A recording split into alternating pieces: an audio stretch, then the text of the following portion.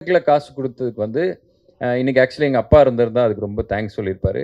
"Producer sir ரொம்ப நன்றி. என்ன நம்பி இவ்ளோ கோடிக்கணக்குல செலவு பண்ணியிருக்கீங்க. ஆ இது வந்து இத வந்து நான் என்ன சொல்றது? அ இப்ப நடந்தது ஏதாவது கூட தப்பாயிடக்கூடாது. ஏதோ ஒண்ணு இதுவாகி சும்மா ஏதாவது ஓவரா பேசினா இப்ப ரீசென்ட்டா எல்லாம் எல்லாம் படம் குப்பை மாரி எடுத்து வச்சுட்டு வாய பாத்தியா? அந்த மாரி நெறைய இடத்துல இருக்குல்ல. ஸோ இல்லன்னா நல்ல படத்த கூட நம்ம ஓவரா வாய் பேசிட்டு, அதுக்கப்புறம் நேரா பார்த்தா இதத்தான் விடிய விடிய வச்சு ஒட்டிக்கிட்டு இருந்தீங்களா? அந்த மாரி திரும்புவாங்கல்ல. ஸோ அந்த மாரி ஆயிறக்கூடாதுன்னு ரொம்ப பயமா இருக்கு. இன்னொன்னு நம்மளுக்கு வந்து லாஸ்ன்றது 1 ஃபில்ம் அவே தான் இருக்கு. ஆனா ப்ரொடியூசருக்கு லாஸ்ன்றது வந்து கோடிக்கணக்குல காசு இருக்கு. ஸோ அதனால நம்ம எல்லாருக்குமே நான் அதுக்கு ரொம்ப பொறுப்புள்ள ஆளா ஃபீல் ஆகுறேன். ஸோ எல்லாருமே ஹீரோன்னு சொல்றாங்க, இதுன்னு சொல்றாங்க. ஹீரோன்னா பொதுவா படத்துல அம்மாவ காப்பாத்துறவங்க, இல்ல ஆபத்துல இருக்க காப்பாத்துறவங்க அம்மா இல்ல.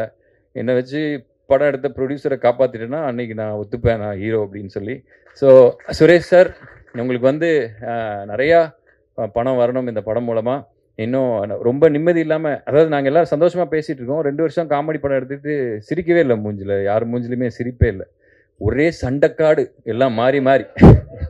ஏதாவது ஆர்ஆர் வந்து மியூசிக் ஒண்ணு போட்டு குடுங்க ப்ரோ சீக்கிரம் அப்படின்னா, மியூசிக் வந்தா தானே போடுவாரு. உடனே மியூசிக்னா உட்காந்தானே வர்றதுக்கு அது எப்படி வரும் அது? அவரு வந்து அவரு எல்லாத்துக்கும் ஒரு ஸ்பேஸ் வேணும்ல. அவர் டைரக்ட் பண்ணும்போதே இப்படி பண்ணி இவர் உட்காந்துட்டாரு ஓகே ரெடி அப்படி இப்படின்னு பார்த்துட்டு எக்ஸ்கியூஸ் மீ சார் இந்த ஆர்டிஸ்ட் சீக்கிரம் பண்ணுன்றாங்க. அந்த மாதிரி ஒருத்தங்க கேட்டாங்க அப்படின்னா, இந்த பிரஷர்ல தான் ஒர்க் பண்ணியிருக்காங்க.